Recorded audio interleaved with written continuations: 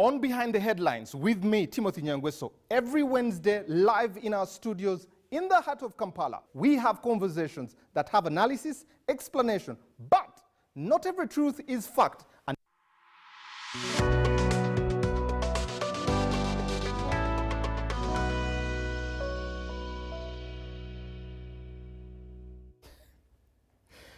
good evening and welcome to Behind the Headlines. My name is Timothy Nyangweso.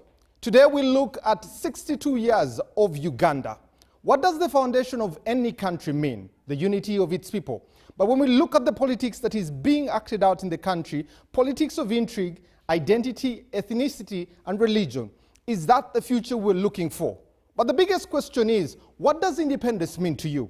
And as a country, are we independent from anything that we're talking about? The rule of law, the constitutionalism of this country, an effective and efficient government, is that something that we all desire? Is that what we're living up to in 62 years of this country? But also we go further to look at one of the fathers of this region, Mwalimu Julius Nyerere, and look at some of the things he did. Things like Ujamaa policy. What did that mean? Can it translate to the region, but especially back home to Uganda? That's where our conversation is tonight, and you can be part of the conversation. Go to our YouTube channel, drop your comment there, or go to our X platform, hashtag UBC Behind the Headlines, and let us know what you think. The number for your text or WhatsApp is 0709 60 25 92. That's the number you can text us or WhatsApp us there. Let me introduce the illustrious panel that is here to discuss independence, or how independent we are. On my far right, from where I'm standing right now, is Professor Maurice Ogenga Latigo, former leader of opposition, but also he is a farmer, an academia, and he will be discussing the patent issues that discuss the history of this country. Professor, good evening, and it's good to have you. Thank you very much, Patrick, and good evening, viewers of UBC. Next to him, I will not say what he refers to himself when we call him Let, but Captain Honorable Edward Francis Babu, a senior citizen at that, but also someone who has perceptions on how our country should be moving forward. Good evening, Captain Francis Babu. Good evening and happy Independence Day. Happy Independence to you too. Those who understand it, happy Independence Day. And we wish all of you a very good day and a very good new year.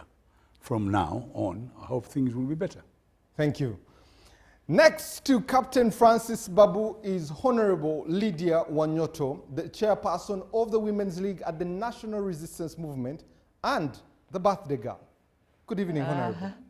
Good evening to our listeners and viewers, and thank you for wishing me a happy birthday. Today is my birthday. Thank you. Happy birthday, and I will commit UBC to a cake when all this is done. Thank you so much. You're welcome. Yeah. Next to the Honorable is the Dr. Chisembo Ronex Tendo, the Chief Executive Officer of Africa Mashariki Fest, who is also behind the Nyerere Memorial that will be done on the 12th of this month. Good evening, sir, and it's good to have you. Thank you so much, Patrick, for having me. It's a pleasure making a maiden appearance on Behind the Headlines, and also a humbling experience to be with senior citizens on the panel. Finally, we have Dr. Sarah Birete, who is a lawyer, the Executive Director for Center for Constitutional Governance. She's with us this evening, and we'll be discussing everything, the Constitution, especially that yesterday it made 29 years. Good evening, Doctor. Good evening, Timothy, fellow panelists and viewers. Happy Independence Day to all Ugandans. Lastly but not least, online we have Honorable Mike Mukula, the Vice Chairperson of the NRM in the Eastern region. He'll be with us online discussing especially some of these issues around independence, but also around Mwalimu Julius Nyerere at that. Good evening, Captain Mukula, and it's good to have you this evening. We'll be jumping to you in a short while there, but let's have this brief clip, and when we're done, we'll be beginning our conversation here tonight. In July 2024, Africa Mashariki Fest, in collaboration with the Ugandan government and other partners, launched the Twende Butiama pilgrimage campaign. This initiative marks 25 years since the passing of Mwalimu Julius Nyerere and 25 years since the revival of the East African community. As young people, we are going to have a sit down to dialogue and take stock of the 25-year journey of the East African community. To call upon each and every person, all Ugandans, to be part of this, and let's come and create history together.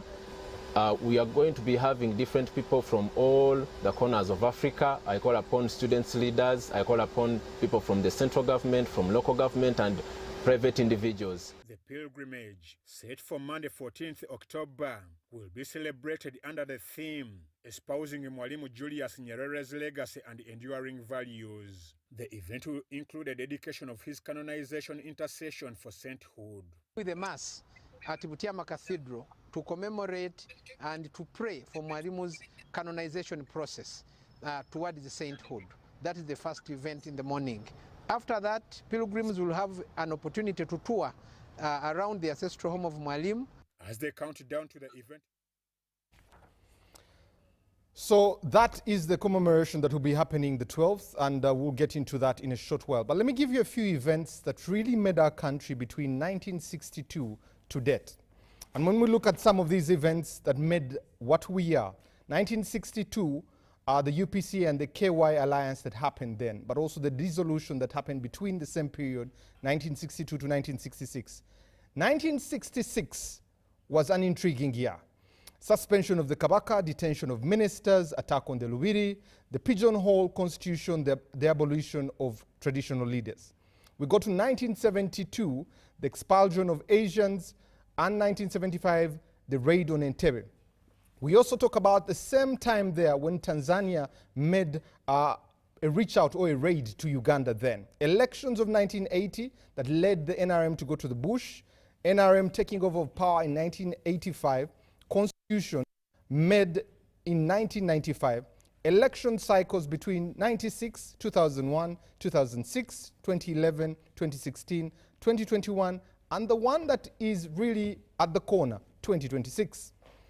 Multi-party politics, 2005, presidential term limits removal between 2006 and 2007, age limit, 2017, and most recently, 2019, the anti-homosexuality law at that. Now let's dig into our conversation. We're discussing 62 years of this country and what it means for us. Professor, it's only befitting that I start with you. As a country at 62 years of independence, are we independent? Is Uganda receiving its independence? What do you make of this independence at 62 as a country? Well, thank you very much. And I have to say, happy independence to Ugandans. You will say that even to a kid who has a problem, but as a birthday like our sister has today, you say happy birthday, even when things are very difficult. But then you deal with the other things later. I saw your outline, and I thought there were two key things that you didn't mention. Yes. The first one was that there was self-government. The self-government led by Benedicto Kiwanuka, because that particular self-government, my late father-in-law, Gino Bonyo, was part of it, and 61, they met President John Kennedy. They got the scholarships to train Ugandans to take over from the colonialists. But more importantly, the self-government leadership under Benedicto Kiwanuka ceded authority, state authority, to Milton Obote after the 1962 elections.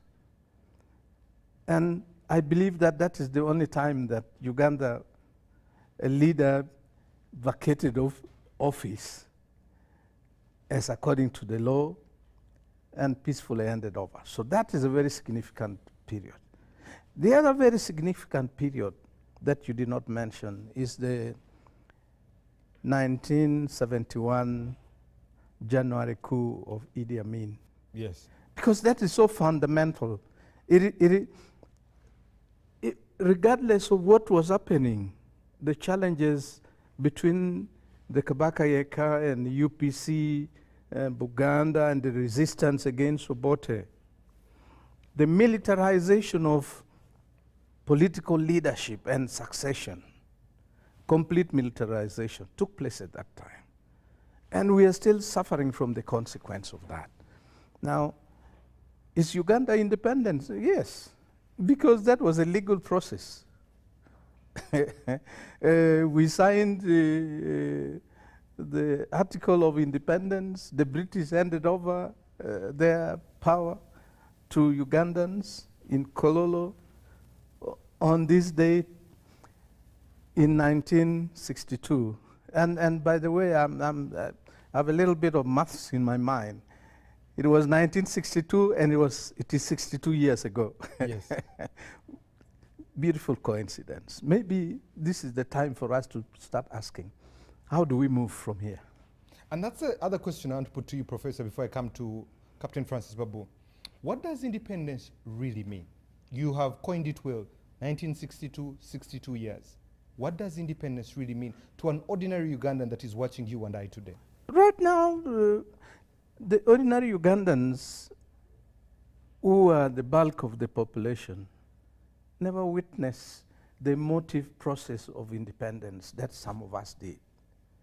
On Independence Day in Kalongo, we're a sub-county 6 miles away, and we worked there as students. But what we could remember most was they cooked for everybody who went to attend.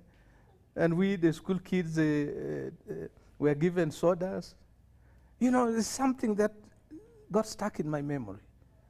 But there are so many people who don't even remember that Uganda actually got independence in 1962. I'm sure even some pupils in classes now would even fail that question. It just tells you that they have no connection at all. And the youth are the bulk of the country. They have no connection at all with that symbolic process of ceding state power to the indigenous people. How can they get that connection? Because you said it right. About 50%, if the statistics by UBO say it, are between 0 and 18 and really didn't experience that. Let's even take it further to the ones who are under 40, because for them they didn't experience that, which contributes about 73%. Yeah. Where do they find that connection if now, 62 years later?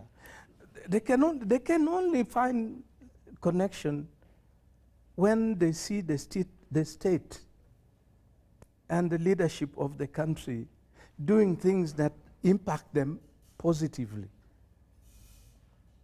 Of course, when it is negative, you can never think about independence.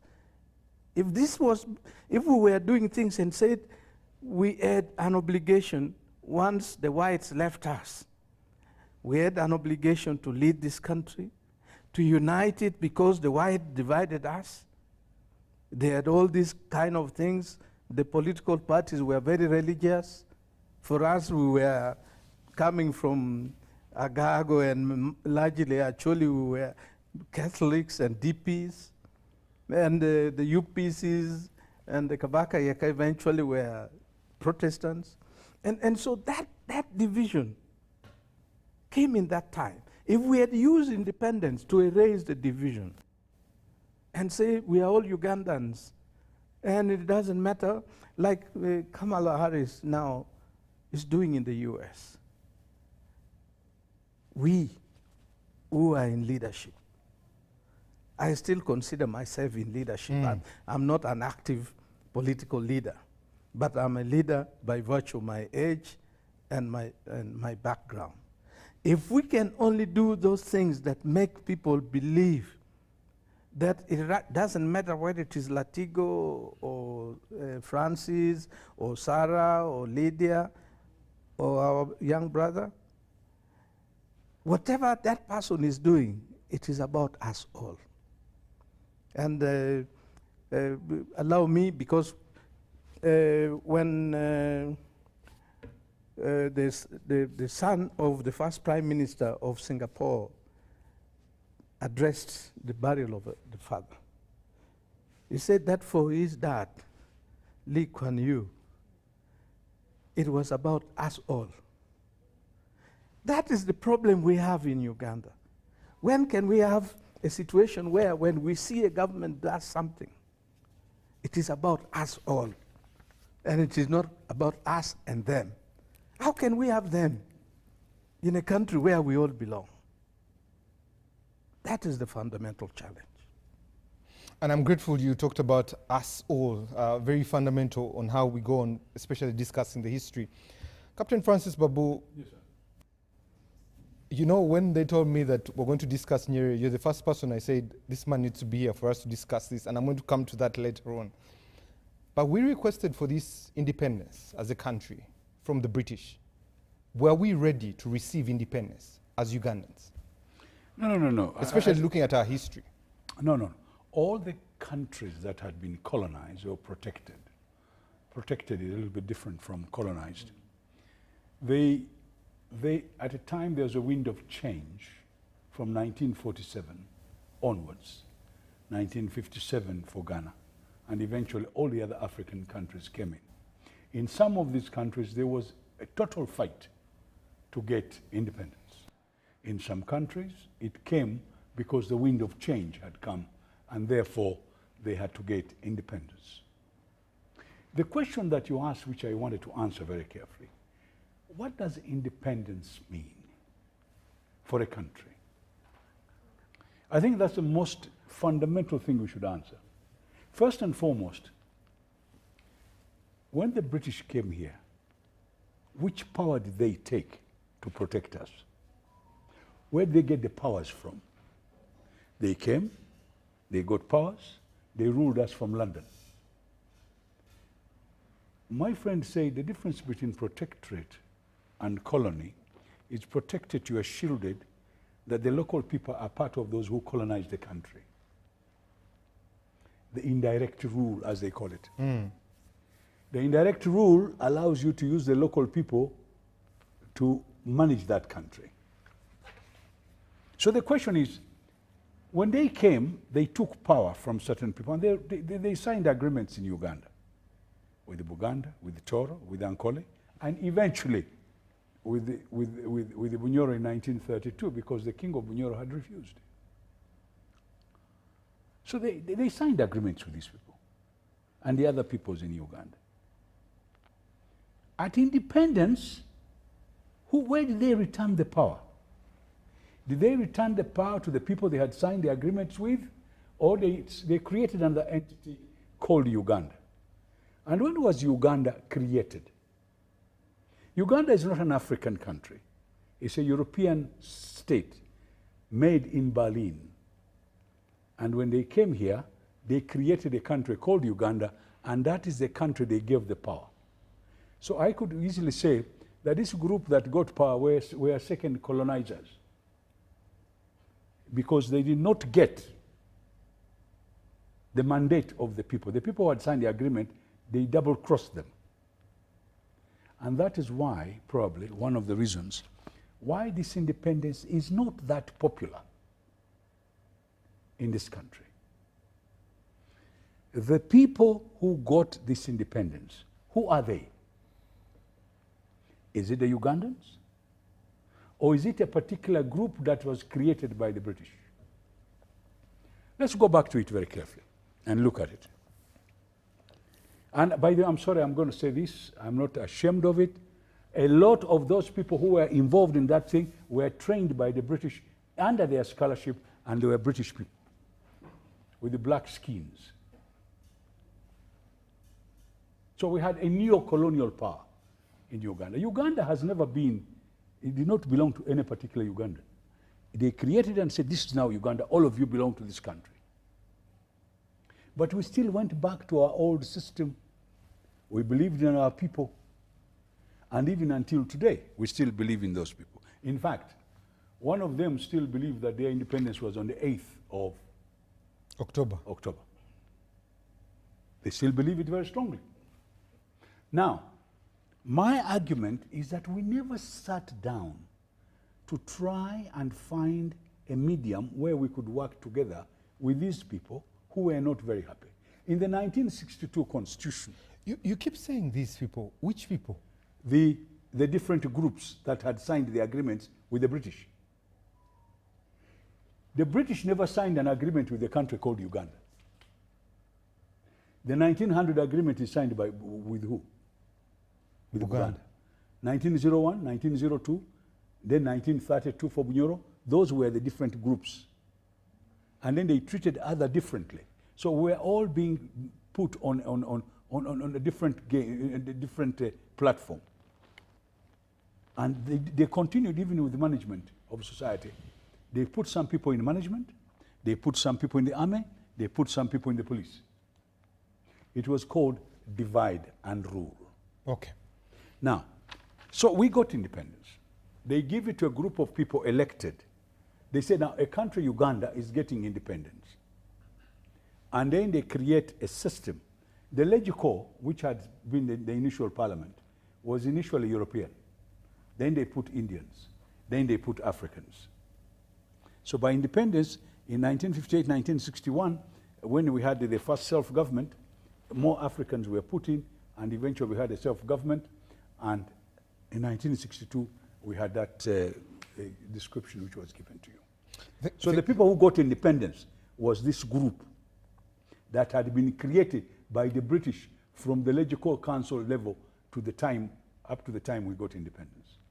Thank you very much. I want to end with this.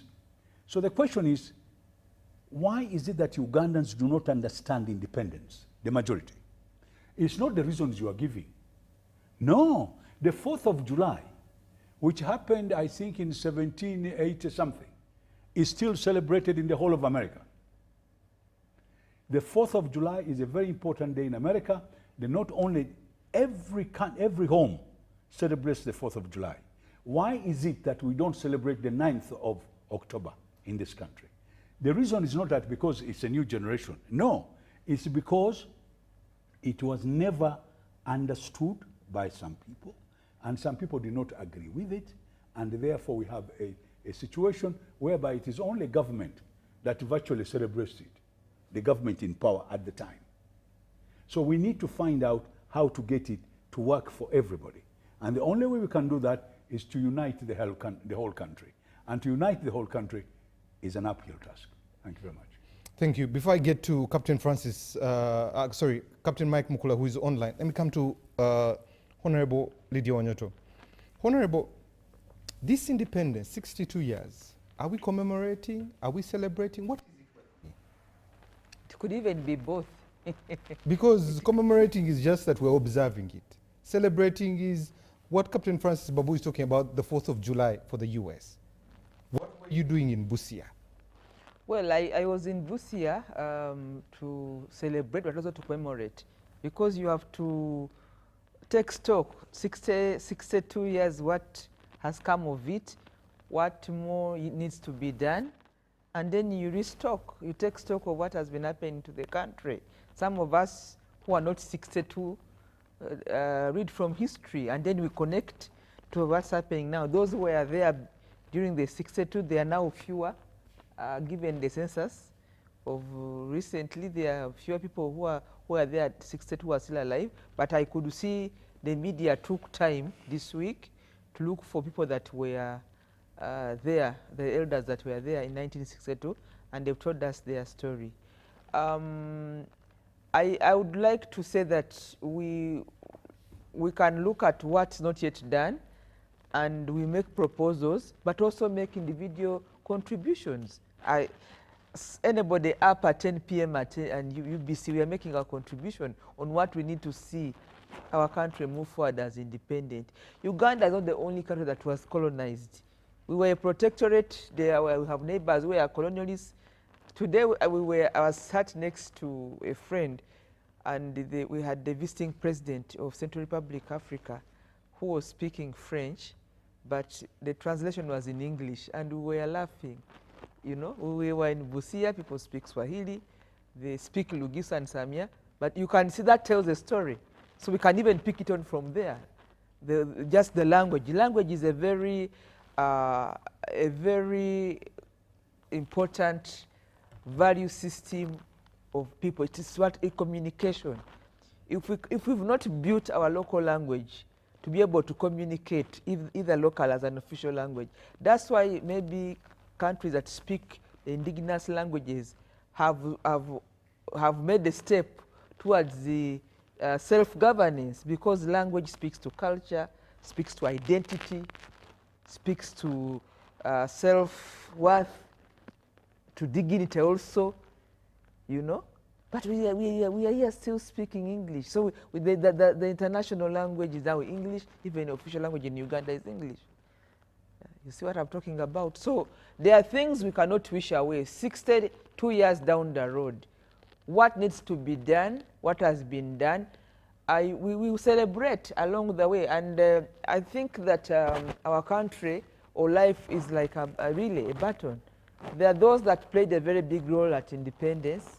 Some of them are long gone, but their names still hold on, and we build on to where they left. There must be a building block. Every generation has a role to play.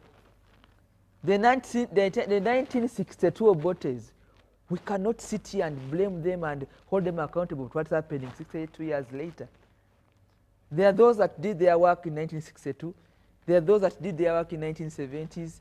There are the 80s people. Then we are here, the 2000s. So the challenge is on every generation. And it's not by mistake that the Lord makes sure that every other day there are people being born, so that you carry on, you carry on. So I think what's important for us is for every generation to put on table and run their journey and to make a contribution. But it's a battle. It's not an easy thing. What is now the biggest challenge for our generation as of today is to de-risk Uganda in terms of even economic self-governance. We know very well that even just look at our budget, we are struggling with how we can do even international relations in terms of marketing our produce or our goods. We are not yet free in terms of the economic independence. That's a given. And so what can we do to make sure that Uganda is de-risked economically, so that we talk about economic? So we have to unpack what is it that 62 years down the road is yet to be done, and we zoom into it and we fight to ensure that there's a contribution. After us, there'll be other people to do that, because we raised the Ugandan flag up and another flag came down, but in many aspects we actually still not independent the way in the real sense of it. Nyangweso, you're addressing us this evening in a very beautiful suit. You see, that's culture, the cloth. Yeah. Why are you not dressed in a suka? Should have been a so these are some of the debates that we need to talk about, but we shouldn't be seen to be radical, angry. That's not my line of thinking. And we that's need where to sit down and say, what contribution can this generation do? Because Uganda is not ending today, but there must be a mark for every generation to make a contribution. Consciously, intentionally, and deliberately. It should be intentional and deliberate. And it should be written on the wall. How do we move this conversation of celebrating independence from an NRM event to a national event? But what makes it an NRM event? When you look at the composition of the people that were there today, the biggest percentage was NRM. The message that was coming from there was your manifesto. The national event was in Busia. But you heard what the other people here have talking about. When you go to other countries, people even move around with the flags of their the country. They go to the supermarket, they go to the parks. You celebrate in your own way. There's the official national event, but in your heart, in your space. You don't have to drive to Busia, but there's a television. So we also need to have a cautious campaign, because you not wish away a government in power. During the days of Obote, I was young, but they will tell you that, independence was being celebrated, and I'm sure people used to wear red.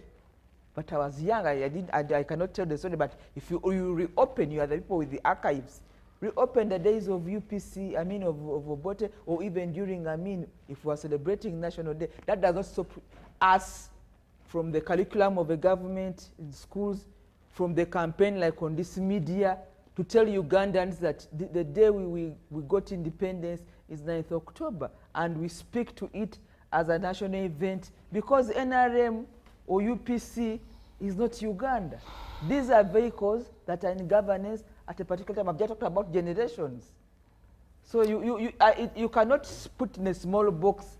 There are many people who get invited and they don't turn up at the event, but that does not stop them from, in their small way or in their personal way, recognizing that we became independent on the 9th of October. They don't have to go to Busia or to Kololo, but they can find their own way to recognize that. Then others, they would be throwing away the national ID or NIRA. They say, me, because this was done in the NRM regime, I will not have a national ID. Because today I will not have a passport.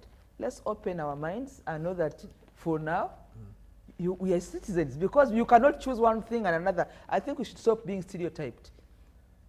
Because if you're going to talk, then you don't hold a Ugandan passport. They don't have a national ID because it's being done by the NRM government. That's not the way we should live. Thank you. Let me bring in Captain Mike Mukula, who is online there. Captain, especially looking at the two portions of our 62 years, 24 years and then 38 years of the NRM government. In all these mishaps that happened, especially in the 24 years, and now having President Museveni as still the president, how can we be able to navigate our history not to become our future? First of all, let me take the opportunity to congratulate the country Uganda and all the Ugandans, the patriots, the nationalists, on celebrating 62 years of independence. It's a very important day for the country, and for us Africans, we celebrate the departure from colonial rule. And I want to say that we are managing now under what you call self-determination, a direction where we determine our own policies as a nation. I would like to say that it's a major achievement, because all this independence you see for the African continent and many other parts of the world, it was through sweat and blood. But I want to say, and I want to hasten to add, that it's also important for us to note that as we celebrate this day, and as your question very clearly creates the kind of answer that you seek, you're saying 24 years of post-independence and 38 years of the national resistance movement.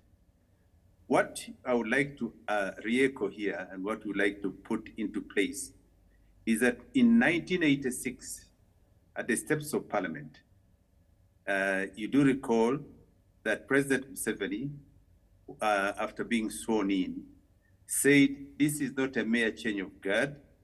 This, I think, is going to be a fundamental change. And he said, and you recall, that there were leaders who stayed in power post-independence, some for 68 years, like the late President Yusuf Lule, and ironically was also 68 years old. That showed you that post-independence period had a lot of instability, both constitutional, political, economic, and social. There is now a dichotomy that you like to look at now to say, how was it by 1962, by the time we got independence, and what are the expectations of the Ugandans? Let me look at it this way. If you do recall, and by 1962, I want this for record for the Ugandans to note, that in 1962, we had 103 graduates, university graduates. And we only had 2 by 1962, those who were holding master's degrees. One of those was John Kakonge, the late John Kakonge, who was the Secretary General at one time of the Uganda People's Congress. What am I trying to say? there has been a fundamental and marked change in areas of governance. One of the key points that you'd want to note is that when you gain political independence, you also want to ensure that you determine and raise your economic flag, because political independence does not flow alone. You must have the capacity as a nation, as a country, to have the political independence and economic independence. These two flow together. In the United States, there's what you call a committee in Congress, I think, of ways and means. Politics is how you determine and allocate resources for economic development. What am I trying to say? I think for you to capture and to get the narrative of the post-independence period and the national resistance movement, you will note that, and if I'm to try to be as brief as I can, but hit the points that you'd like to capture. By the time the national resistance movement took over power in 1986, we had 1,360 kilometers of tarmac roads. Today, we have close to and over 6,000 kilometers of roads that are tarmac. By 1986, when the national resistance movement took over, we had 1 or 2 universities, that's Makerere University and Kembogo University thereabouts. Today, as we talk, we have almost 52 universities in the country. By 1986, if you do recall, we had 1 television station, which we are now on, and that was the Uganda Television, now Uganda Broadcasting Corporation. We now have over a proliferation of radios and televisions in the country. That is what you call freeing the flow of information in the country, the ability for Ugandans to radiate and communicate as freely as they can. By 1986, you do recall, we had only 48 telephone lines in the country, 48,000 telephone lines in the country. Today, we have over 28, I think it may even be higher than that, million people who are connected on telephone. What it means is that we have had a real change in terms of determining the way forward. Not saying that we do not have challenges. We have major challenges in that we had to go through a political reform. You do recall the 1962 Constitution, which was abrogated in 1966, and we had the Pigeonhole Constitution in 1967. And if you do recall, on the 19th of December 1969, when there was an attempt on Obote's the former President Obote's life, when it was made a republic then, all the other 8 political parties except UPC were banned. Okay.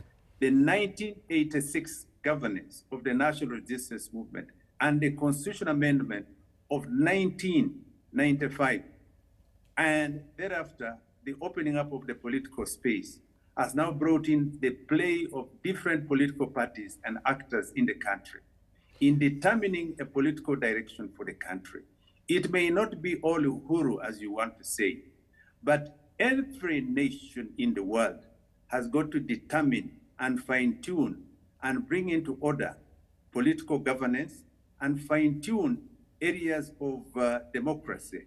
The democratic evolution in Uganda is going to be a process which has been determined by the fact that Ugandans want to see a very well fine-tuned political direction. Thank you very much, Captain.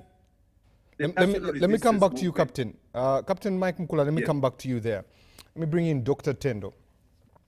Doctor, when you look at 62 years, an adult of 62 years, where they are, where they came from, where they should be, are we there yet? Thank you very much, my brother. You see, this whole idea of independence is a complex issue in my view.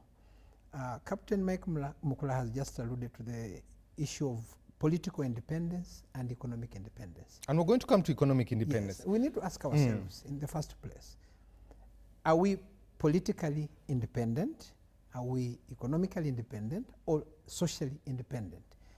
If you look at the social aspect, yes, today we are marking 62 years ever since we became independent. But right here in studio, we are speaking English, which is a foreign language. Once Mwalimu Julius Nyerere was being interviewed, and this whole narrative of were we ready to be independent, a question was posed to him. Yes. And he answered very well that once someone has a jacket, and then you come and take this jacket from me, then you come back and ask me whether I'm ready for this jacket. In the first place, you have no moral authority to ask me whether I'm ready for this jacket. But now, 62 years down the road, if we can still be here speaking English, failing to embrace, for example, a language that would unite us and bring us together, that is Kiswahili, to me, that is a challenge. Number two, at a personal level, in the year 2007, 2008, I was in Arusha, and this brings fresh memories of what I would celebrate as the independence of Uganda. Those were the days when we had the late Right Honorable Elia Kategaya. As young people, when we were in Arusha in Tanzania, every 9th October, we used to converge at a certain hotel. We used to have a cake made out, well done, decorated with Uganda flag. We used to dress in our kanzus, gomeses, and other traditional attire from Uganda. Those days, I remember they used to fly chefs from here to come and cook for us in Arusha all sorts of food, so that from Uganda, so that we could have that semblance of identity and also appreciating that, yes, today is 9th October, we come together. And we could also invite our colleagues from Kenya, Tanzania, and other countries to join us to celebrate that independence. But the question would be, are we independent? That, to me, the journey still begs a lot of questions. And as Captain Mike Mukula also said, right now, you know the saying that whoever pays the piper calls the tune. We have our budgets every year read, but the funding, almost 3/4, we are dependent on foreign support. I just talked about the issue of the language. We are here in the studio speaking English, but if we were to talk about independence, I believe by now we would be having a different language, that is Kiswahili, as a country, and later on as a region. But what is the relevance of this independence to an ordinary Ugandan? Ideally, it would be self-governance. Because before colonialists came here, we had kingdoms which had established administrative structures. And now these people, the colonialists came, took charge and overran the systems that were in place. But as we speak now, the whole issue of us being independent, to me, begs so many questions. Thank you very much. Let me come to Dr. Sarah. Doctor, yesterday the Constitution marked 29 years. The soul of this country is the Constitution. When we talk about constitutionalism, rule of law in this country, and celebrate 62 years, is there anything to celebrate about our rule of law? Well, first of all, I want to underscore the fact that self-rule is important. Colonization should never have happened. It's a historical mistake for countries to have assumed superiority over others, or a group of people to have assumed superiority over others for purposes of mainly economic exploitation. And I belong to the school of thought that there should be reparations. And every day I get disappointed that the African Union has no capacity to discuss and pursue reparations for colonization. Having said that, What reparations would you like them to pursue? what damage was made during colonization? What gave people the idea to assume superiority and take over governance of other people where they never belonged? We see embassies, we see countries returning art crafts, valuable things that were carried. I mean, there is a lot to discuss under reparations and a quest for reparations. That is a whole topic for another day. And for me, this is the debate that Africans should not keep quiet about. We need reparations for time lost, for resources lost, for economic gain the colonizers made against those they colonized. We need reparations for that. Having said that, what is the importance of self-rule?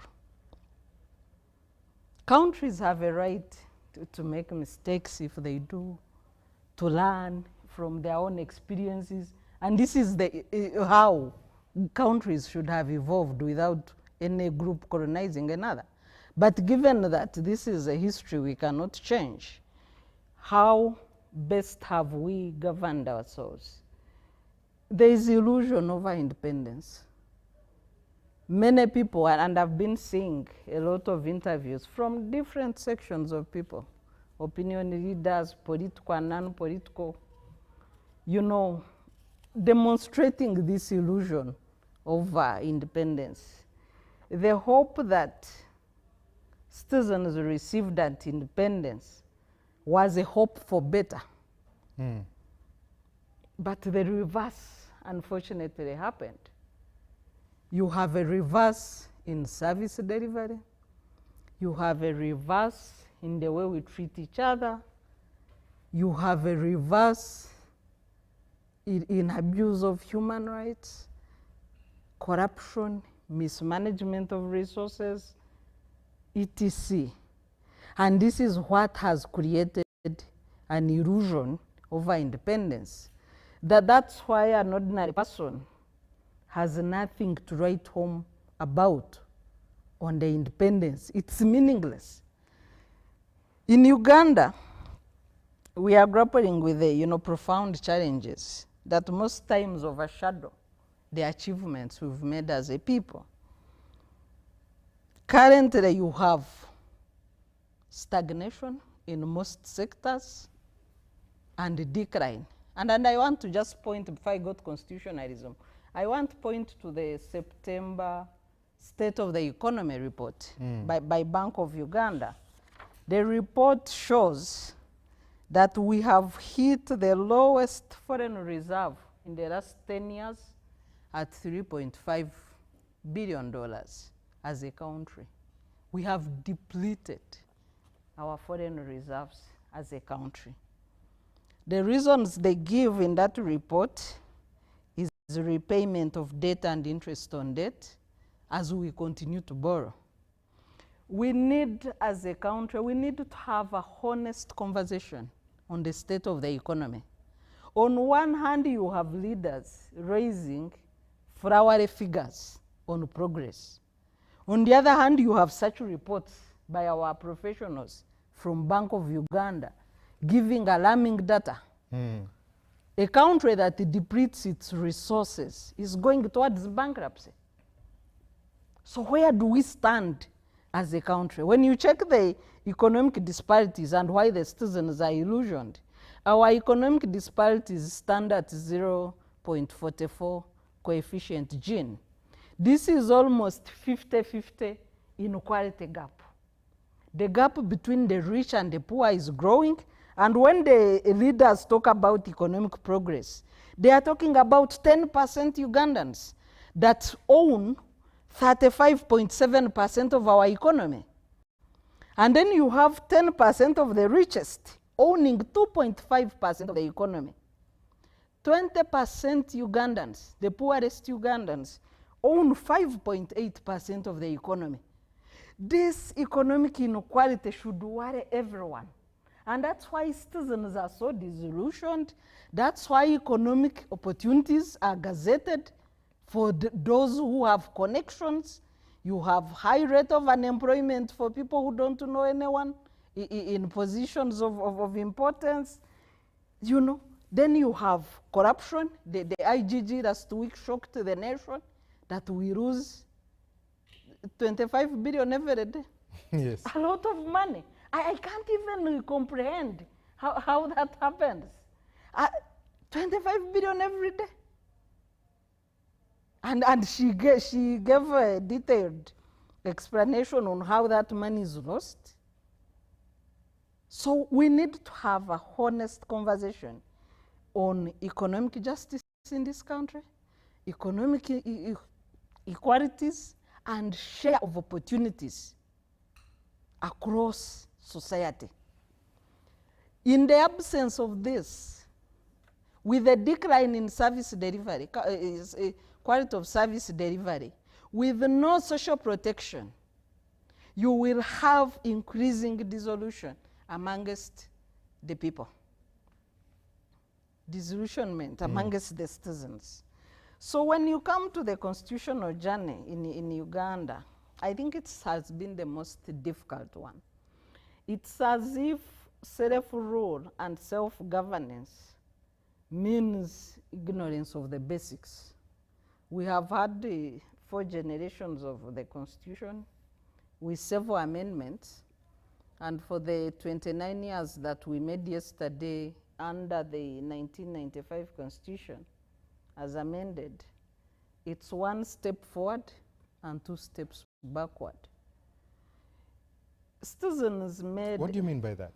Citizens made a very popular constitution through a consultative process of a Dutch commission at up sub-county level.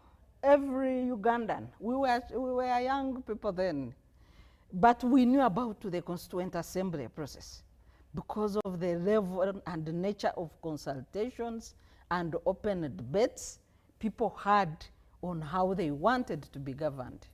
The Dutch Commission had 2 terms of reference. Make a constitution that contains views of the people on how they wish to be governed. 2, create an orderly, peaceful handover of power. We have since lost number 2 of that component. And today, any politically active Ugandan is worried about a political transition in this country. Professor Latigo did talk about how we have transited through coups. The honorable presidents that have come to power in this country through will of the people. You can talk of the first election of Ben Chwanaka that won. You can talk of Obote won as he received the instruments of power. That was not there was an electoral process, but yeah, instruments of power.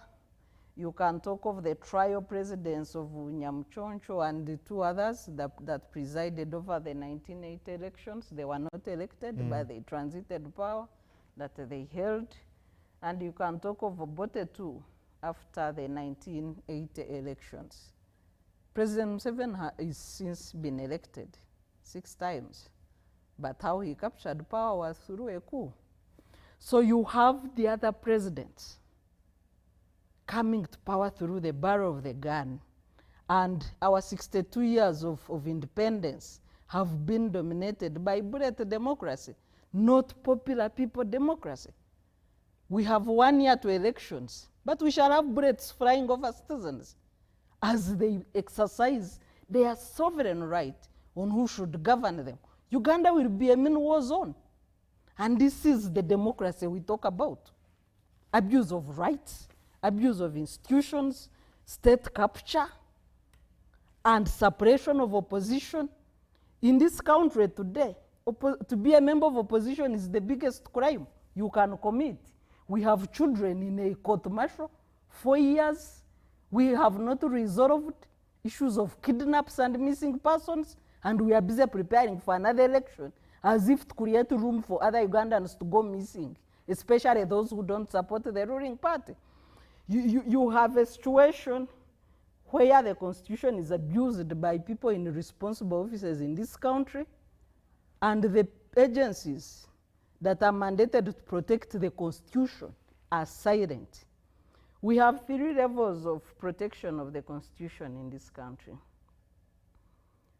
Article 3 vests the constitution in the hands of citizens and states that the people should do all it takes to resist any group of people or any form of authority that violates the constitution. The second institution is the parliament under Article 79 of the constitution. The function of parliament is to protect the constitution and promote good governance in Uganda. The 11th parliament, I can state without any fear of contradiction that it has no capacity today to protect the constitution or promote good governance in Uganda. Thank you very much. The third level, as I conclude, under Article 99 of the constitution is the president. Executive authority in Uganda is vested in the president and is derived from the people, exercised through protection of the constitution and laws of Uganda. The president today cannot protect the constitution against abuses of members of his family. And this is where we are today. Very strong statements there. Let me read some feedback here. Good evening, Timothy. I'm Innocent from Nebi District. Thank you for the formidable panel. Independence in Uganda or Africa is still a far-fetched dream. The neo-colonialists still choose what they want for us to decide on by ourselves, and we still continue to depend on them in financing our budget and even greater extent. Interesting comment. Uganda at 62 years of independence, we still see the ruling government going to Chankwanzi in military attire. We still see people captured by the military in court, military invading the parliament and making the constitution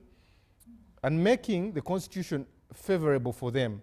This seems like 1966 and 67. It is just a change of face with the 95 constitution, and in favor of the ruling of 2005 and 2018. This is teacher Asimo Julius, senior citizen in Mbarara. Finally, before we take a break, Ugandans have not benefited from independence. Ugandans fought for. Look at corruption, incompetence in parliamentary leadership, abductions, killing of innocent Ugandans because they have a different view from the ruling party. He is killing young boys and girls whom he calls Bazukulu. I am a fan of Honorable Lydia Wanyoto, but please tell the president this is becoming disgraceful for our country, so there is nothing to celebrate. It's not yet too late that we can sort out the mess that has been created. This is an NRM person called Muhumza in Chirhura. Let's take a quick break. When we come back, the studio is getting hot. Let's try to find solutions to these 62 years of our independence.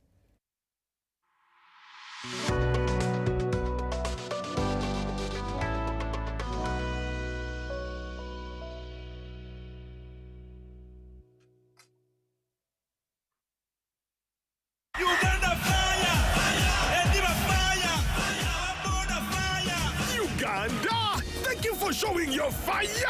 As Uganda Crane showed Congo, why number is called a Katiro? Mayuwa wa mubiri gabulicho! Katika Uganda Crane section South Sudan on the 11th of October. Bring more fire and support even harder Nambole. Just a 165*20# or go to buy ticket on the Momo app to get your discounted ordinary ticket at 20K on Momo. And it comes with a free train ride to Nambole. Cash is 25K. Camp starts at 7 p.m. The first 2 Nel special beers go for 1K each. When you buy with Momo, I can't get it a day. Uganda Cranes fire! MTN fire!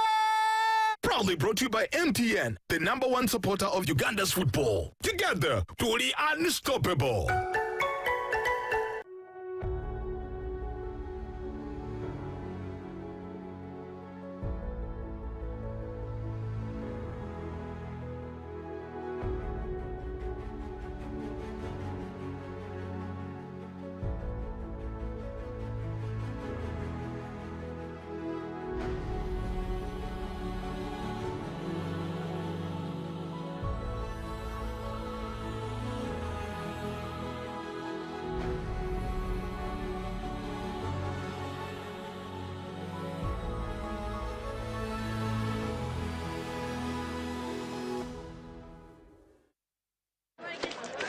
Juko. Yo. Check the shopping, man. What's your secret? Haven't you heard of the parish development model, PDM? Yes, I did, but I thought it was just a talk. No, Sebatia. It is real. I and a few friends together formed a circle, accessed money from the PDM, invested in a portrait project, and now things are moving. Juko, I thought I was one of your friends. You are. But you left me behind. I didn't leave you in poverty. What you do, just visit your LC2 chairperson and your parish chief and start the process of economic transformation. Just like that. The parish development model is an initiative from the government of Uganda through the Ministry of Local Government designed to transform all lives of Ugandans for the better.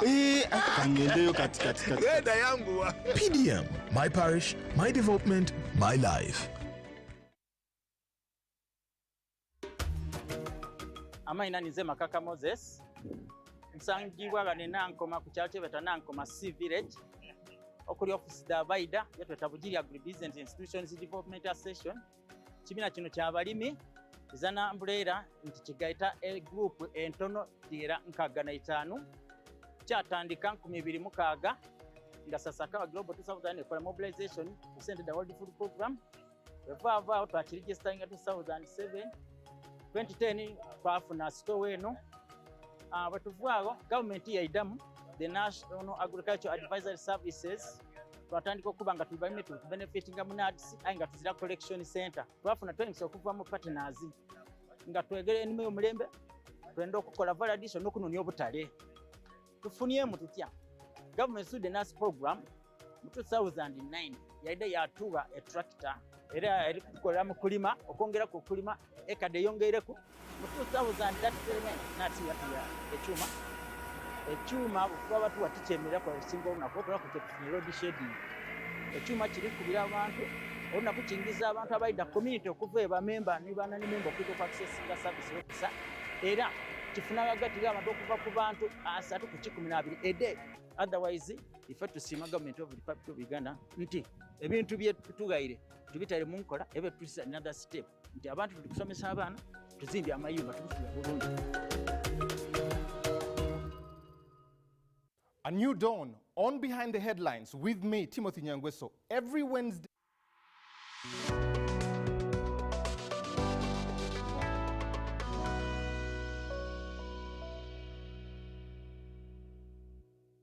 Welcome back from that quick commercial break here on Behind the Headlines. My name is Timothy Nyangweso. In the studio, I'm joined by Dr. Sarah Birete.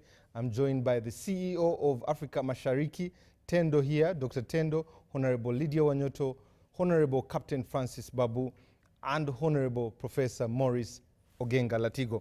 Let me read one message and then jump into the conversation here. Quite lengthy here. Good evening, Timothy. In 1962, I was in primary in Chigezi. We had 3 days of no school, which of course we enjoyed. We had soda and celebrated the independence. Until 72, life was wonderful. Local dispenser had all the drugs that you needed. School had the affirmative action, with girls paying less than the boys.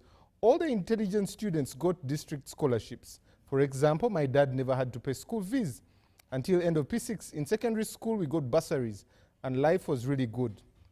Government was making tarmac roads, but the rural roads were having permanent maintenance happening. To me, the happiest Uganda was before 1972.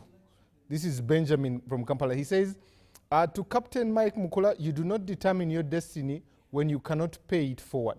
He who pays the piper calls the tunes. And he says all the things he talks about, like phones, TVs, were not the need for Africa then. And they're not the need in Somalia right now. So really, without NRM, we can still pass.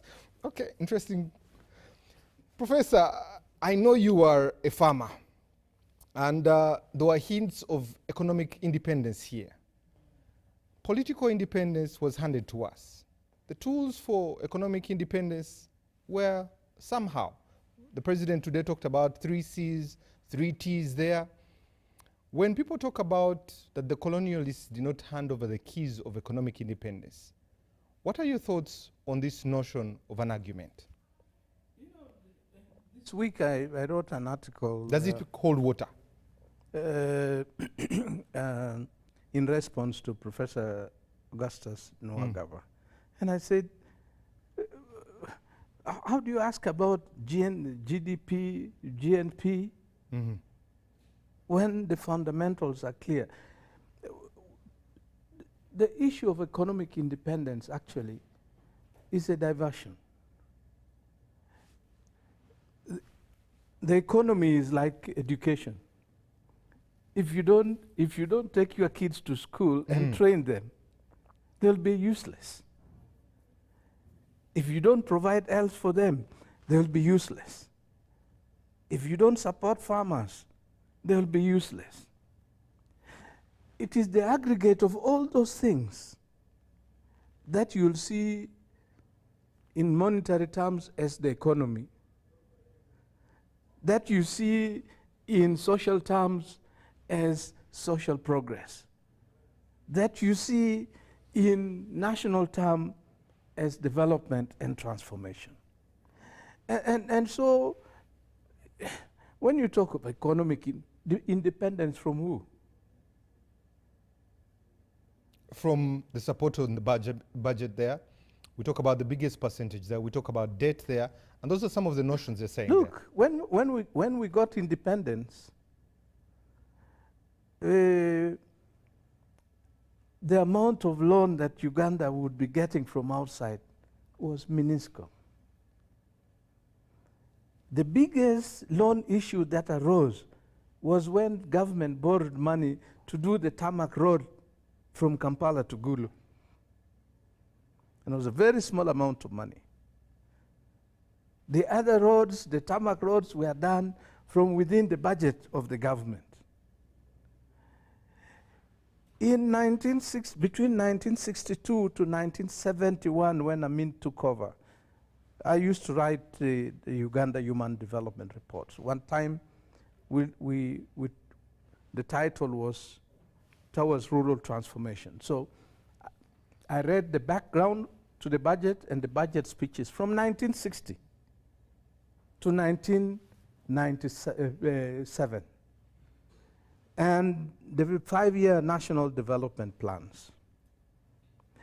You know, if you read it, it was not about the economy. It was about education, and government would say, like Mike Mukola said, there were very few students. And he said, the minister would report before talking the next question. He said, last year we had planned to raise the number of people entering Makerere University from 400 to 800.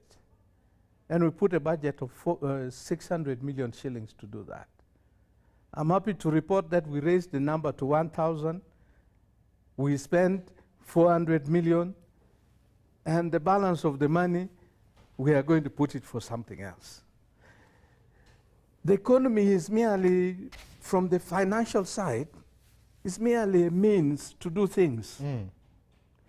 When you empower the various elements of the economy, your capacity to do things becomes so huge.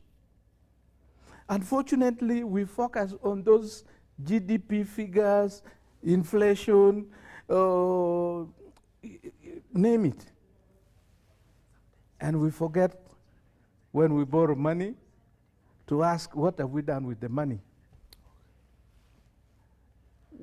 To ask, how are we going to pay back? To ask, how is it going to affect our plan to do A, B, C, D? Now, that is going to be a big challenge. And for me, forget about economic independence, because it doesn't exist. Nobody took away the economy from us. What we need is to develop our economy. Invest in such a way that you make our farmers move from subsistence to commercial. We killed the extension service when NADS was being created. I was one of those who honestly opposed, and I said, this is going to bring us problems. The Babus from central here, and us from the north, and people from the east, your parents will grow your coffee or cotton or tobacco, and the money from that would pay you in school. The money from that, you'll see somebody who is a villager start a shop. And that was the progress that made Uganda what it was. At that time, at independence, we were no different from Malaysia. Actually, Malaysia, I can tell you in 2012, the President Museveni sent me with ministers and a government delegation to Malaysia. And Malaysia, after independence, they said, look, the economy of the country is in the hands of Asia, the Indians. But the Malays are the ones in rural areas. What do we need to do to bring the indigenous Malays on board? And Malaysia created the what they call FELDA, Federal Land Development Authority. And they came, restructured land holdings, said you will give you money to invest in production. It was rubber, and it was one other crop, palm oil. You know, by the time we went there in 2012, Malays were no longer working on their rubber plantations. Labor would come from Indonesia.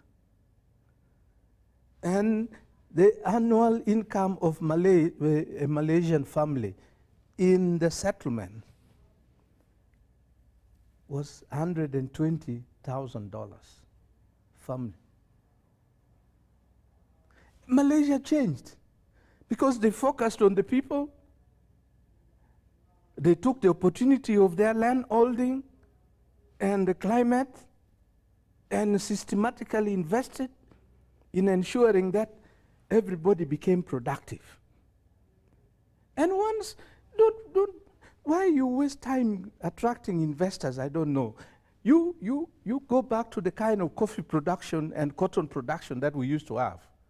People will run around here to put spinning mills. Now you bring spinning mills without the cotton, and you expect to change the country. It is not possible. Professor, how do we find our economic system that works for us, like you've talked about, but also how do we bring the focus back to the people? It has to be something that we do as a country, collectively. By the way,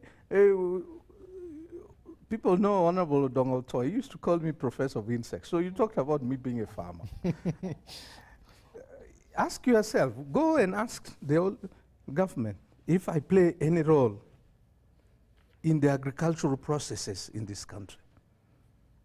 Why? Is it because I'm an opposition?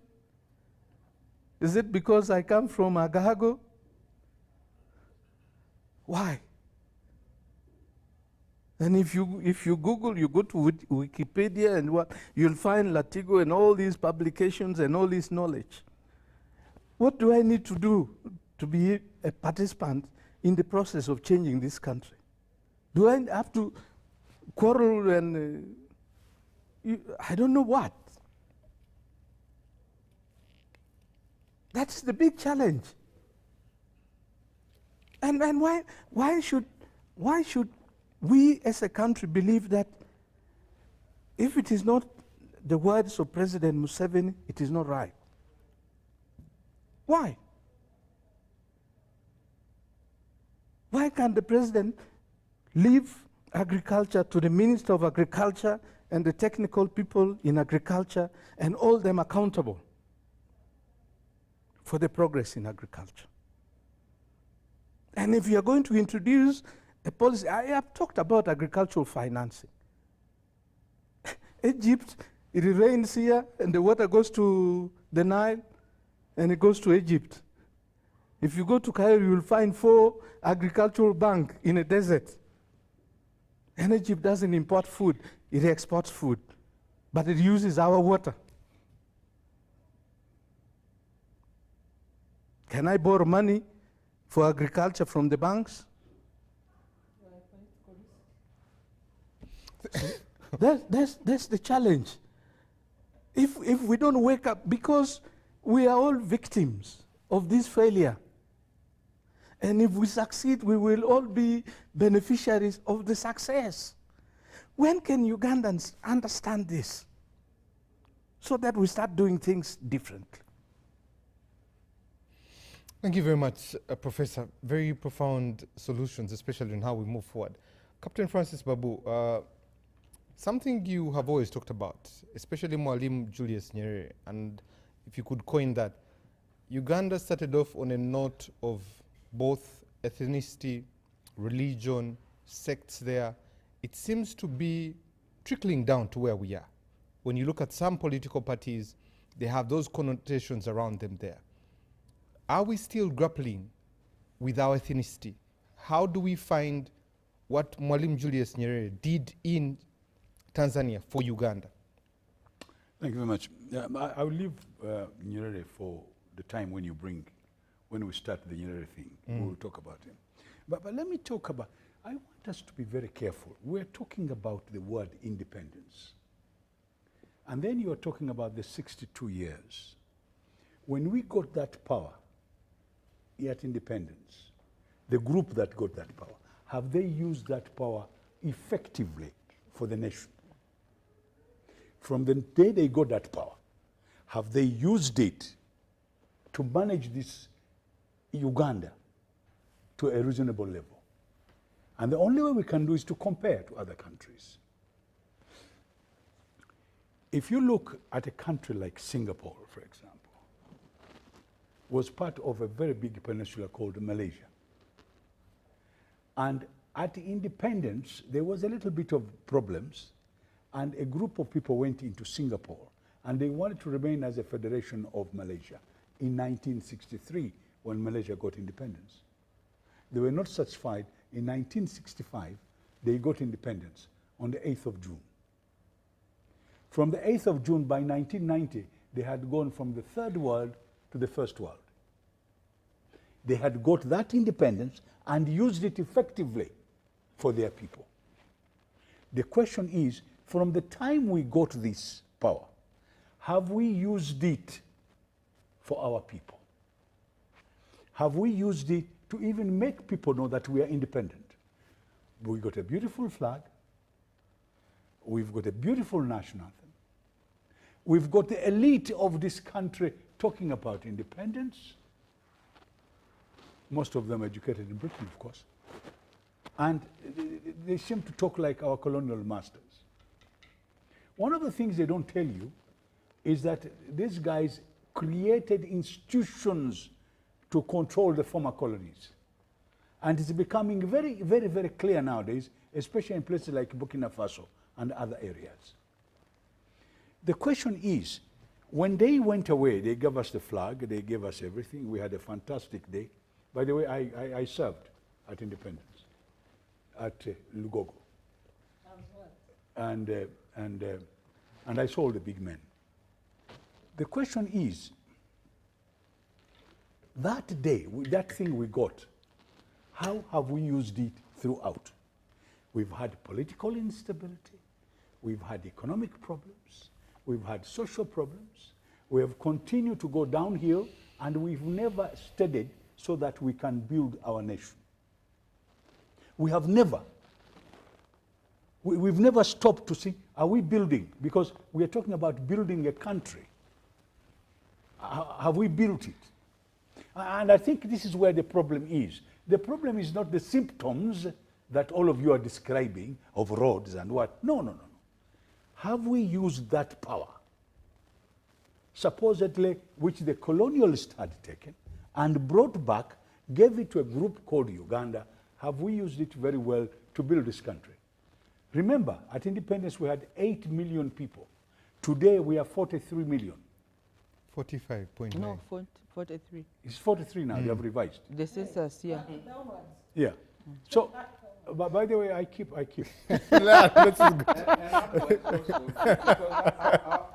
Okay, if you want to put in freak values, we could go up and down. Okay. Now, in statistics, there's something they call freak values. Now, all I am saying is, as much as we are squabbling among ourselves, we hate each other, we hide behind religion, we hide behind the tribes, we do all sorts of things, and we do it purposely because we know what we're doing the wrong thing, simply because we're selfish. What I am saying, have we used the instruments of power, which they gave us in 1962, on the 9th of October? By the way, 9th of October is the birthday of the Duke of Kent. Did you know that? And today we actually sang a happy birthday for him. Anyway, to go on. And Honorable Nyoto. So I was wondering where the 9th came from. Why did we decide on the 9th? Until I found out the man's birthday was on the 9th, the Duke of Kent. So one man called PLO, Lumumba, said, the African got the instruments of power, which were the paperwork, but they never got the economic power. They never got independence of that one. It's still being controlled. The commodity market is in Europe. The biggest loan organizations are in America. Even the African Development Bank, the majority shares are foreign.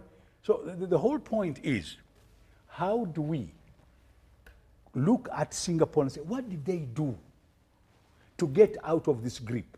And Captain Francis Babu, Singapore could be a little bit far, but let me bring you back to the gentleman you like to I'm going to go there. I'm going to go there. Because making research on these 25 years, reading about them, he got the socialist policy, got the tribal governance in Tanzania, and made the Ujamaa policy. No, the socialist thing was European who were describing it. How can we find ourselves with all these? It's a very simple thing. Basically what he did, realizing at independence he had only 8 graduates at independence. People who had come out of university, only 8. He said, and then he realized the majority of people were of a certain level. He had now to think, 102 tribes in Tanzania, how do I put them together and they believe in Tanzania? He looked for ways and means. In fact, his vice president came from that majority, was a teacher, Kawawa, made him the vice president. And then he tried to unite these people by using very simple language, which was understood, Ujamaa. Ujamaa is a brotherhood. And we have it everywhere in Africa, in our culture. Yes. Ujamaa, Undugu. And that one sort of brought people together. Then he brought the cement, which completed it, the language. Tanzania was not speaking Swahili throughout. No. It is when President Nyerere brought Ujamaa, he made Swahili the national language, and they started teaching it in school. By the way, today, I saw something on social media that made me excited. The farmers in Tanzania. Nyerere did everything. He never got the European farmers out. He kept them, especially around the Arusha area. They still own those big farms. And they are going to have a day of Land Rovers. And the Mzungu there was speaking Swahili. I couldn't believe it. His Swahili was more perfect than anybody in Tanzania, which means the language, even the foreigners, learned how to use it. How do we find our nation building at 62 as a country? Now, you need what Lee Kuan Yew did.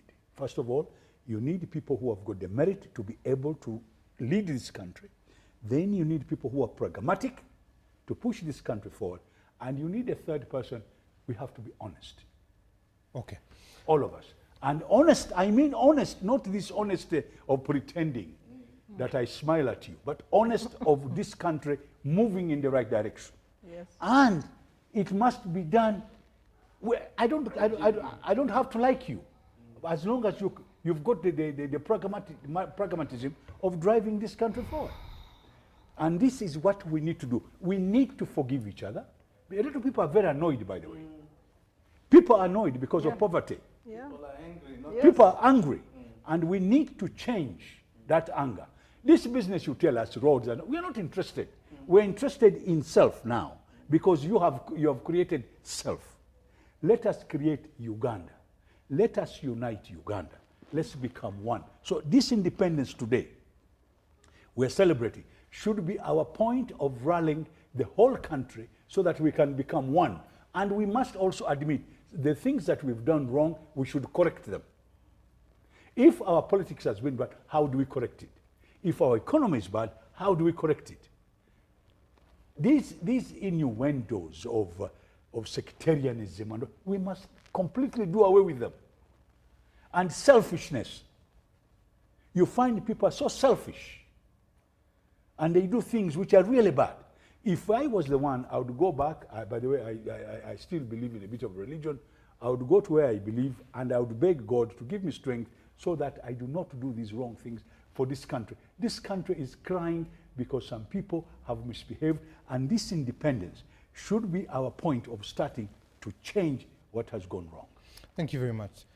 Honorable Lydia, 1962, 62 years now, as Professor had put it, a little bit of math into it there. Transition is one of the fears of this country. 38 years, come 2026, it will be 40 years of the national resistance movement. When you look at the future of this country, the nation we all desire and want, what does the NRM see, especially for posterity? You see, there's a lot of mix of things. When you talk about 40 years and transition, every 5 years, if you're talking about elective politics, we elect leaders. And except for the presidency, but members of parliament, we sit here and say 70% attrition level.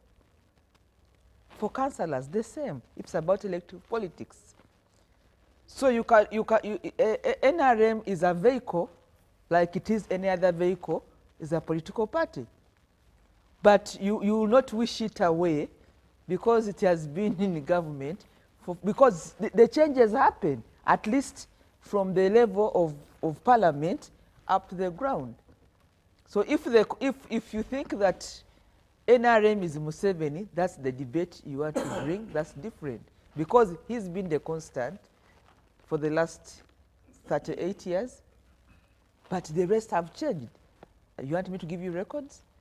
Look, just put a snapshot, including some of people who are here on this show. They've been members of parliament, they've been in government, but they've since moved on and other people have taken up those positions.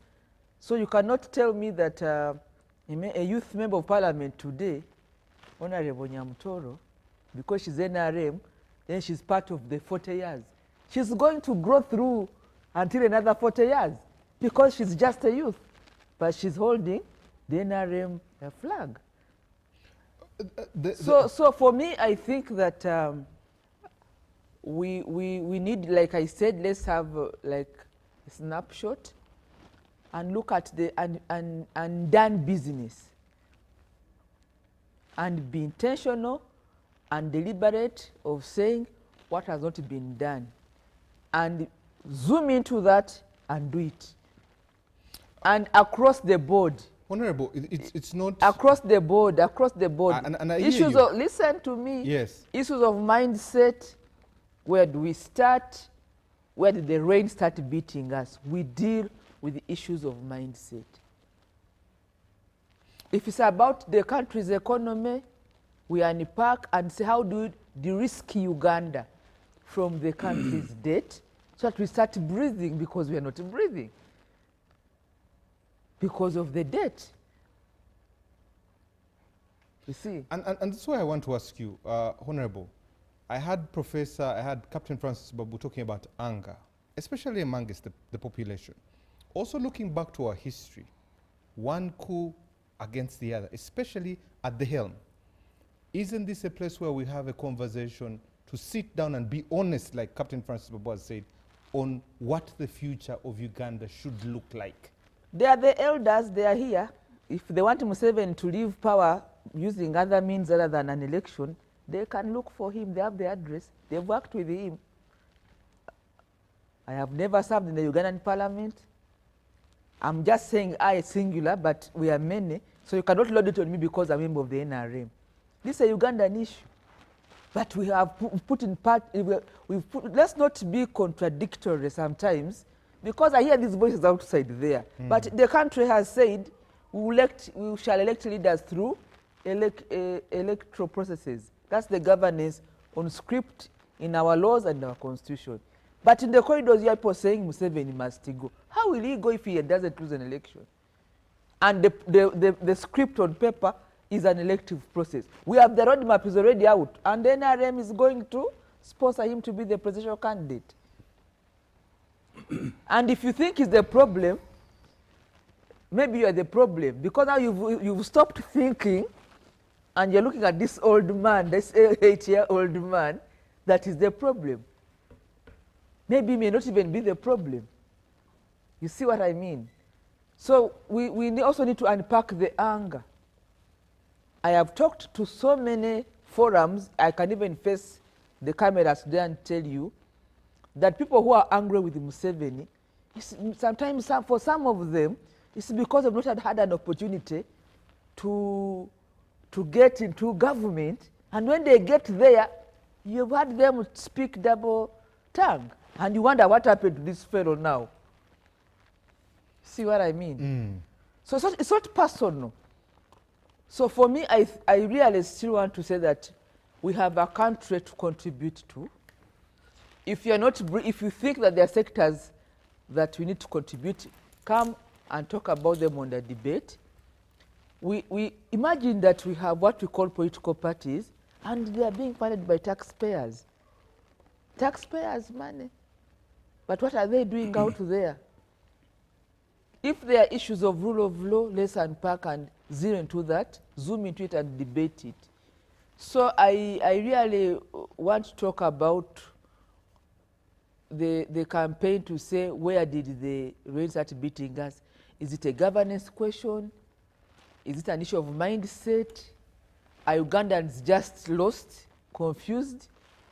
Do they need direction, and which direction should we take? But we also need to look at unpacking the area. We cannot just jungle a country and say people are angry. We must unpack the anger. That's a very good question. We must unpack the anger. Sometimes we shall realize that the anger is misplaced.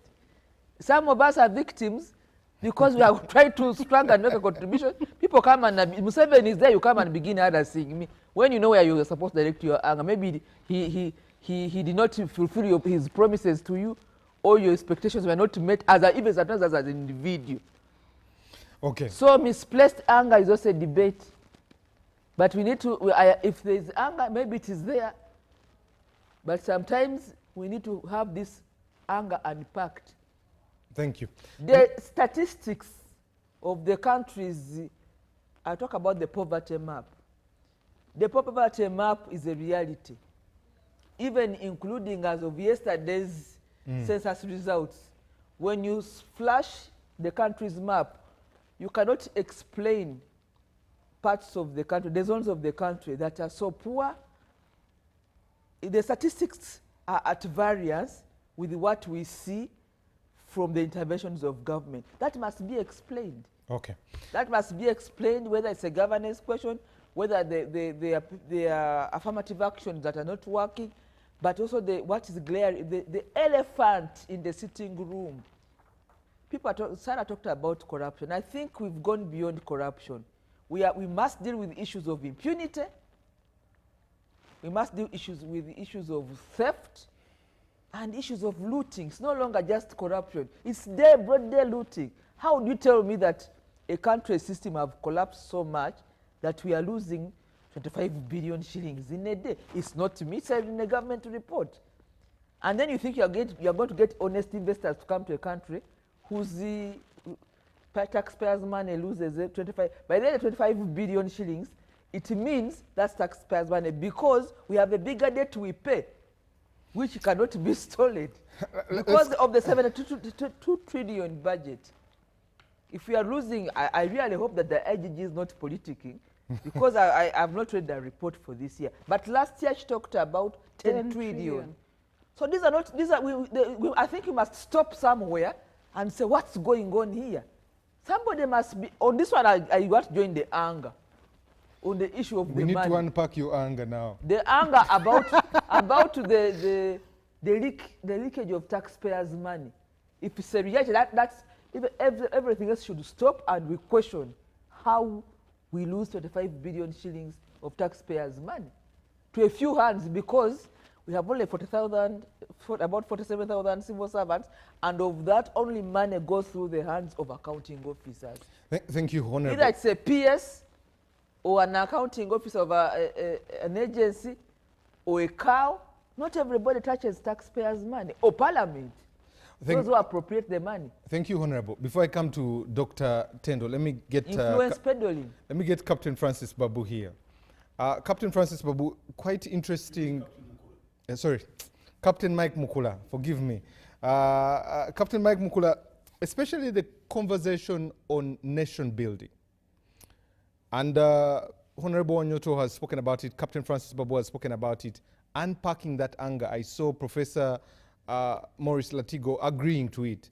How do we unpack this anger, one? But two, how do we reset this country to start nation building? Let me say that I've listened to the contributions from the panelists. And I would like to say that I really thank them for the very articulate presentations that they have made. And, but let me put one point or two across. One, first of all, very quickly to respond to my sister, Sarah Pirete, to say that you talked about the reduction in our forex reserves in Bank of Uganda. One of the things that is true, but I also want you to note that whereas the reduction is there and is clear, this seems to be the main problem the sub-Saharan African economies are facing. Burundi has run out of totally forex. You'll see that Kenya equally had a very serious major shortfall on forex. They had to go into IMF to borrow more. Rwanda is facing the same problem. The DRC Congo is facing the same problem. You know that Zambia has really suffered from forex depletion, and the same goes to Malawi and so on and so forth. For Uganda, the macro continues to remain stable. And I also want you to note that one of the key things we have is that our inflation remains constant. Our economic growth remains at about 6% and projected to grow higher. So really the fundamentals are still in place. Yes, we must increase exports, and we must also draw more FDIs, foreign direct investments. And we must also, but I'm optimistic that once we start, we are now at construction stage, but the moment we start export of our crude oil, our forest reserves will be replenished. But let me come to the main point. The main point I would like to submit here is that the post-independence miscarriage we had in delivering what you call a prosperous nation was a result of the collapse of security, a disagreement which was political. In order for you to understand, I would like to request that everybody underscores one very important thing. Do not read the alphabet from the middle. If you want to read the alphabet, start from A and then end up at Z. What am I trying to say? The biggest challenge Uganda has faced post-independence in 1962 has been insecurity, peace and stability. And the Constitution of 1995, if you look at the preface of the introduction of that Constitution, it premises a key point of political and national instability being fundamental that caused the overthrow of that Constitution in the past. What am I saying? You will note that infrastructure number one in any nation is peace and security. You will note that where my brother comes from, Professor Latigo, for over 23 to 24 years, the whole Acholi sub-region, the whole northern part of Uganda was unstable. People were in camps. By 2003, and I would like people to listen to this carefully, by 2003, on the 15th of June, Kon's bridgehead had now crossed into the Teso sub-region to show you that a number of people, and nearly 1 million people half a million people went into IDPs in Soroti and all the surrounding areas. The point I want to tell you is that one of the key things that triggers political, economic, social, and technological stability of a nation is infrastructure, number one, and that is peace and security. You need to know that under the national resistance movement, from the north to the south, east to the west, Uganda is now stable. Because of that stability, we are now able to export peace through our Pan-African initiatives to countries like Somalia. We have had a footprint of our boots in South Sudan, in Central African Republic, the president who came to Uganda today to celebrate independence with us. Our forces were 2,000 kilometers away from our capital, Kampala. We have been into the DRC Congo. We have been into Rwanda. You need to know and understand one very fundamental point. Stability and peace and a strong army will guarantee the fundamentals of our economic growth. No foreign direct investments will come to a nation that is unstable. Nobody will come. Capital flight will always be triggered the moment you have instability. So I would like, first of all, to salute the national resistance movement, our gallant forces of UPDF, who have worked day and night through sweat and blood to maintain peace and stability in this country and the region. Number two, if we are to deal with a direction to bring this country to a point of nursing and midwifing the areas that the challenges that we face, the biggest challenge, we seem to have overcome it, and we continue to now bring and build a strong army.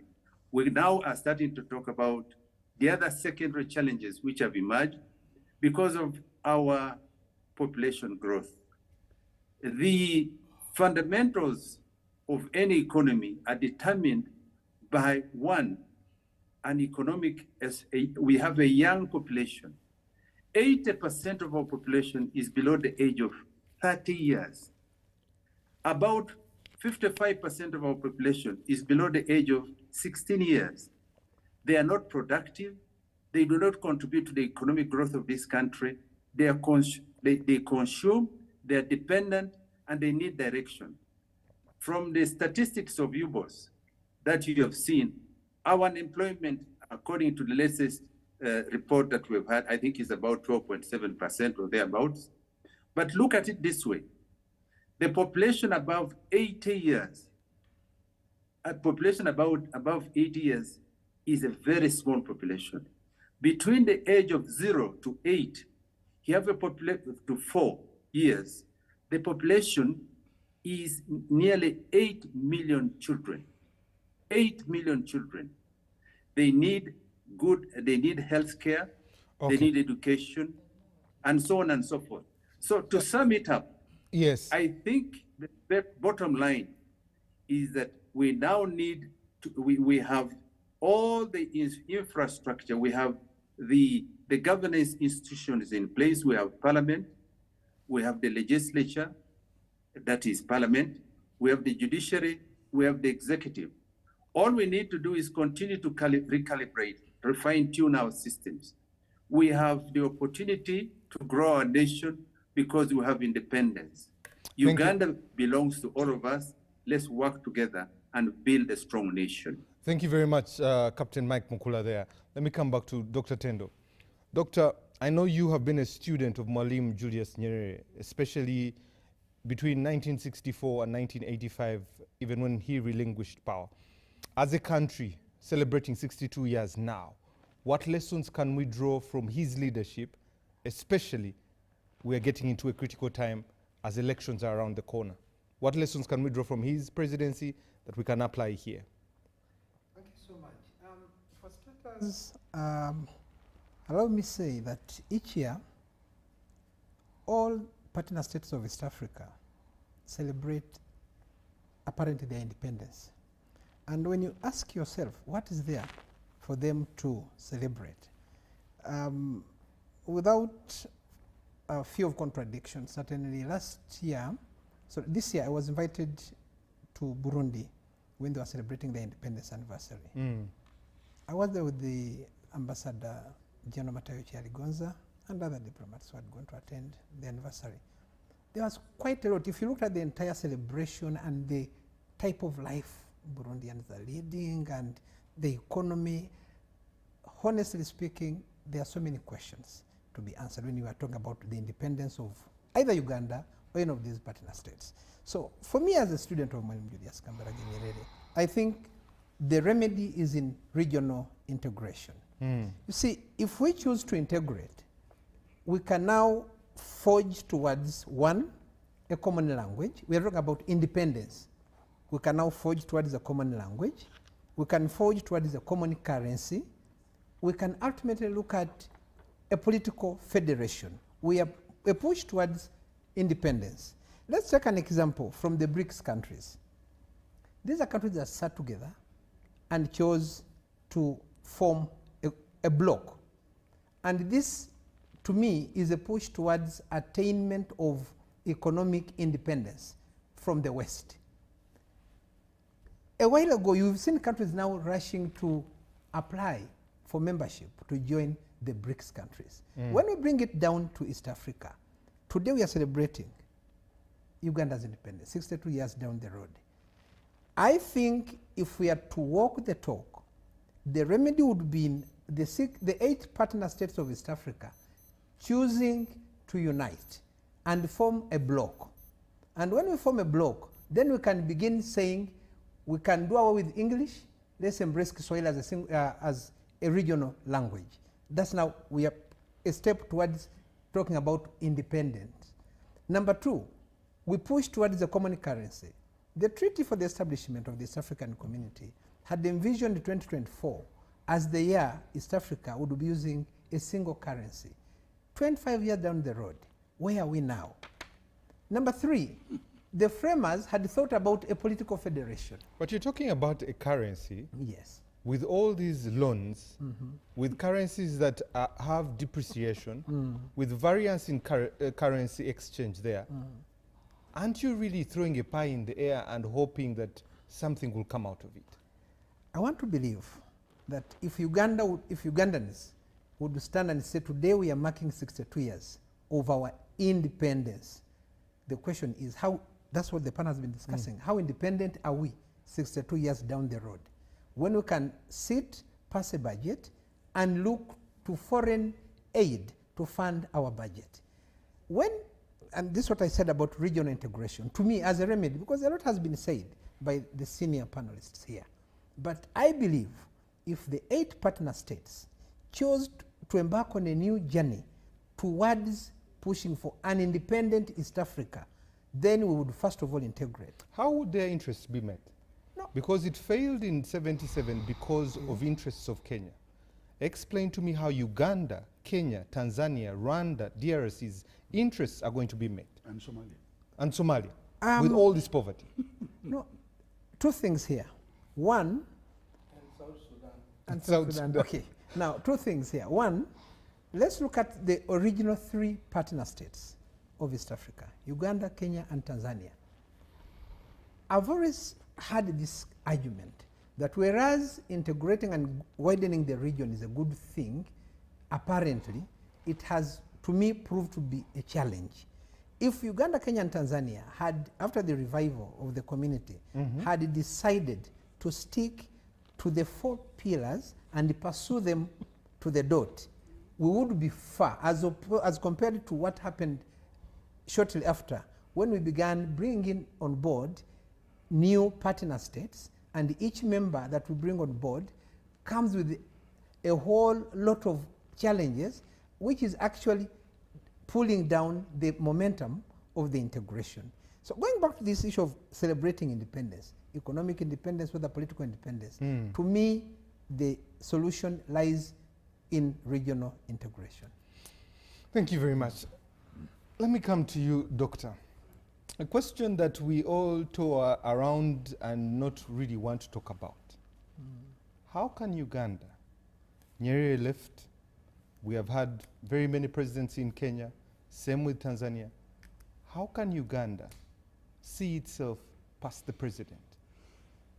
Is that a possibility or really ideal? Just allow me to first respond to issues. One regarding elections. I think it would be unfair for me as the chairperson of Global Network for Domestic Election Observers to not to respond on issues regarding elections in Uganda. If it was possible to find another name, we would find another name for the exercise that happens in Uganda. Every 5 And years? we need to be fair to ourselves. What is an election vis-a-vis what we experience as a country? In the last elections, we had disruption of all political rallies for opposition, including 43 times of Genome Shamuntu, who is regarded a peaceful actor in our elections, because others are branded violent when they are not. You have a situation where you hold the elections and tie the hands of all the other competitors except yourself. Let's talk about political party funding by taxpayers. The Political Parties and the Organizations Act provides that during elections, money will be distributed equally throughout to the political parties. But during elections, 80% of taxpayers' money is given to NRM under the excuse of numerical strength in abuse of the Political Parties and Organizations Act, Section 14B. So you have a situation where NRM takes 80% of taxpayers' money as a political party under that guise of numerical strength, which is most of the times even obtained fraudulently through electoral fraud. So we don't have political competition to speak about in Uganda.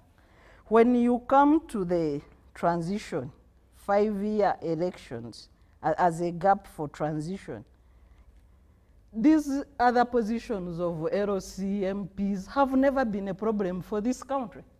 Our problem for this country since independence is the presidency. It is not a parliamentary seat, it is not an LOC 5 seat, or even a road mayor seat where there is confusion between central government and the power of the people. It is the presidency. Unless we transit as a country, and you've talked about other countries. Kenya, we know Kenya, it's a maximum of 10 years. But even there's a big likelihood that the current president might not be re-elected. Given the level of democracy, active citizenry, and political competition in that country. In Tanzania, they are on the 6th president since independence. Mwalimu Nyerere was the longest, 21 years. And that's the longest he could serve. However much good he was. And when he was speaking to our parliament here, he did say that the best time for a president to go is when he's much loved. And he demonstrated that through action. We remember Mwalimu Nyerere for his, of course, strong national building and unity in the country, ethical conduct, modesty, promoting social harmony through education, and deep dedication to the African liberation struggle. But when it comes to Uganda, we've been very unfortunate as a country when it comes to political leadership. I agree with the statement made by President Museveni on the steps of Parliament that the problem of Africa is not its people. It's the leaders who rule for too long. He was spot on. Except after some time and the trappings of power, then he chose to become a problem for Uganda by doing what he exactly described. It's not that for a leader to go, people must pick up sticks and chase you. Everybody should serve their time and realize that the country must go on, with or without them, because there will be a time when they won't be there anyway. So when it comes to our failure to transit, you have, as a result, you have failure of institutions. Today, after for 38 years in power of NRM, every person occupying public office is appointed by one man. We see usually in developed countries, you have a bench. Let me take a quick example of the US. You have a bench where at most each president appoints 3 judges, at most. Sometimes it's 2 or 1. But in our case, from grade 2 magistrate to chief justice, 1 man. And as a result, the judiciary is in ICU. You go to parliament, completely dead. You go to other institutions, the electoral commission, yes, because they pay allegiance to the ink that appoints them to office. You look at the army has been one of the best, and Honorable Mukura talked about it, stability. The army has been one of the best pillars as a professional institution. But as of yesteryears, we cannot say the same. And that is very painful. Painful to the professional soldiers out there in uniform, diligently serving the country, as they see a few of them vulgarizing the effort they have committed to the sovereignty of this country. Painful to us citizens when we see pillars of the state collapsing on their weight in this country because of a failed transition. So as we conclude, people need to know that the oxygen that drives democracy, everybody must pay their turn and go. It is not one person being permanent in the future of the country. Thank you very much. Let me read some feedback so that we can call it a morning there. Some feedback coming through. Timothy, thank you for the show. Captain Francis Babu is suggesting that something like a national dialogue involving all Ugandan communities to deepen the sense of belonging to Uganda must be had. It's a very good thing that is long overdue. Communities that signed agreements with the British feel aggrieved, but those that didn't sign their agreements with the British feel even more aggrieved with the project called Uganda. This is Sam. Lengthy one here. Good evening, Timothy. This is Kedi. Uganda's independence is a day of reflection of sacrifices made for freedom. People recommit to building a united and prosperous nation. The Ugandan Constitutional Conference in London marked the birth of Uganda as a sovereign state after negotiations, hence 9th October. Okay. Thank you, Mr. Nyangweso, for the show. Thank you for the discussion. When we got independence, do you think we should have been more united than we are now, without parties? If yes, can we change and forget about these parties and just be united to have a state to govern without parties? This is Nathan Wada. Finally, good submissions by Council Sarah. Basing on her submission, what is the way forward after today's concise decision on the 62nd birthday of the country from 1962? As by Professor Latigo, this is Council Damascus. Okay. Quite a number of messages, but we'll leave it at that. I want to thank Dr. Sarah for coming. Dr. Tendo, thank you very much. Honorable Lydia, thank you. Captain Francis Babu, as always. Thank you very much. Honorable Professor Latigo, thank you. And Captain Mike Mukula, who is online, thank you very much for being with us. We'll end it this way. The best way to predict the future is to create it. Good morning.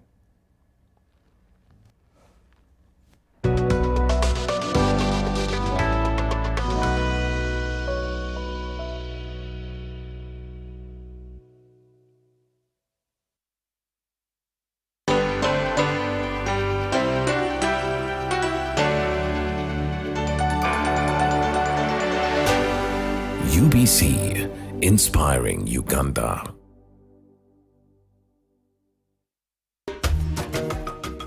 Amaina gange ndi